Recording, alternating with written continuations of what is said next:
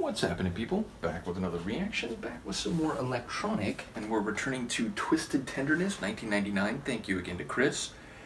The next track is Vivid, another single word title. Of course, it does suggest a character, though it is an adjective, meaning we don't know what is vivid. But yes, to be vivid is to have vitality, life, energy, to be rich in character or distinction, and thus it is contrasted against things which are bland, stale, mute, dead, or otherwise lifeless. So I do wonder in what context vivid might be relevant here. Lyrically, perhaps it's an indication of the Sonics. They might be energetic and bright and vivacious. So let's see what I can pick up on a first listen. This is electronic.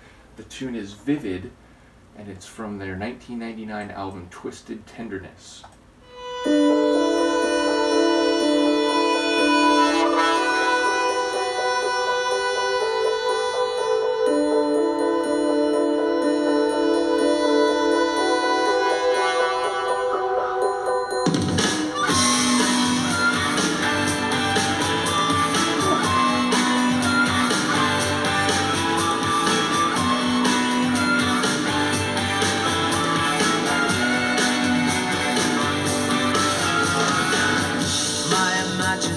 Wants to see the vivid colors of reality. There's a place out there beyond my grasp, a revolution in a looking glass. I've got to get this problem off my chest. I'm sick and tired of being second best. I rearrange my credibility. I fundraiser for a restless sea. Don't ever doubt me. What's come over you? Won't you forgive me? What are you gonna do? Don't ever doubt me. What's come over you? Won't you forgive me? What are you gonna do? What will you do?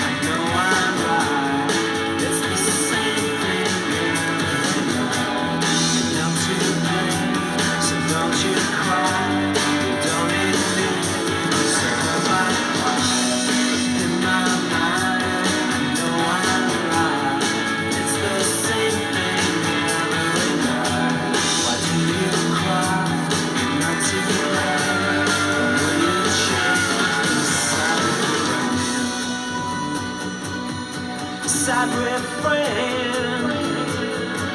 Oh, why won't you change this sad refrain? Will you change this sad refrain?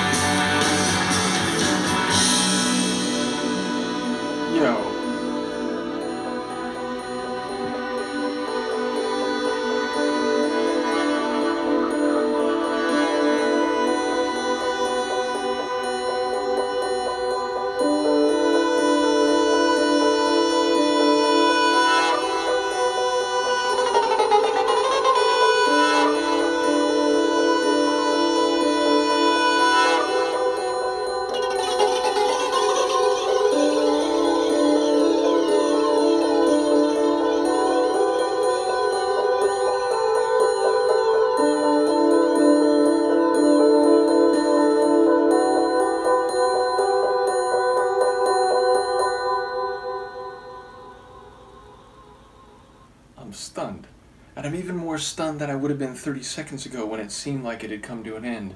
I mean, that's crazy. That's one of my favorites from them so far, and admittedly, it feels quite different from the self-titled album, which I very much enjoyed. But yeah, it feels like they've evolved their sound quite a bit.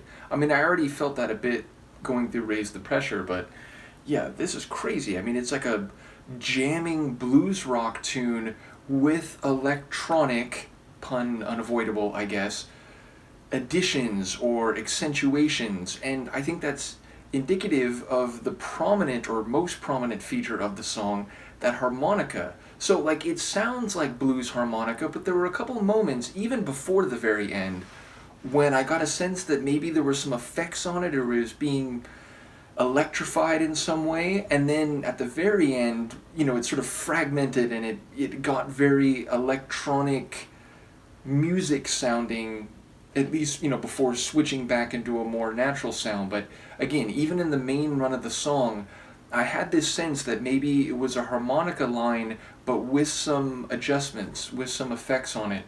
But really compelling, and a song that had a lot of blues and soul in it, even as it, again, had a bit of a electronic rock kind of sound. So, yeah, really interesting. Lyrically, I'm intrigued because at first he's talking about, like, you know, revolution, like in a looking glass. He can see it over there, but it's just out of his reach, and it's like he wants to get to a place that is more vivid, more action-filled, more important, more invigorating, but it's like he's a spectator. It's like he's, you know, behind glass and he can't access it.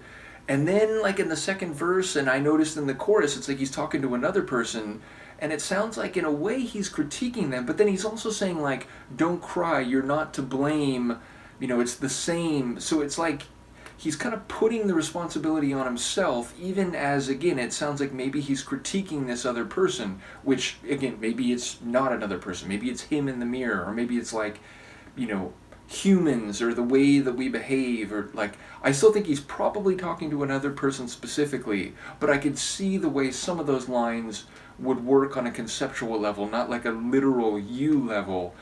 But either way, yeah, like, I'm trying to get a sense for the personal archetype or journey of the narrator, and how maybe he's taking responsibility even as he's laying out a critique for this other person who, like, what was it, isn't there when he needs them, something like that. So yeah, I'm very intrigued by the lyrics. I don't quite know how they all stitch together, but a couple nice vocal moments. I mean, the vocals overall were good, but there was one or two moments in particular where he really, like, heated them up and, you know, hit them with a bit more wicked flair than I was expecting. One moment in particular, it, like, struck me. So yeah, I was surprised by this tune. I highly enjoy this tune, instant favorite, and it just goes to show that they weren't sticking to a formula. You know, they may have, you know, gotten their name by taking some synth pop sounds and giving them a bit more of a dance floor feel, a bit more of an electronic music feel, but now, a couple albums later, they're really just kind of going down some different alleyways, trying some different things, and this is a winner. This one hit for me. So let me know what you think. Once again, shout out to Chris, as well as to Han Solo and Eric, who provided the earlier electronic material on this journey, and I will see you for the next one. Peace.